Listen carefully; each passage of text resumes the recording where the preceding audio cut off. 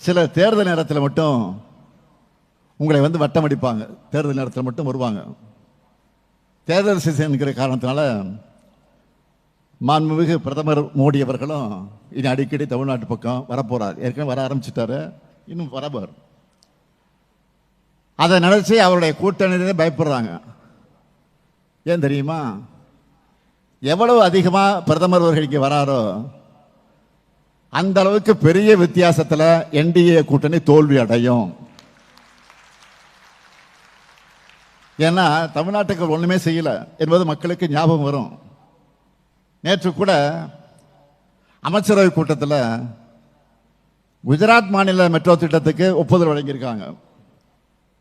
ஆனால் தமிழ்நாட்டுக்கு எதுவும் இல்லை. தேர்தல் வருதேன்னு பட்ஜெட்லையும் ஒன்றும் இல்லை.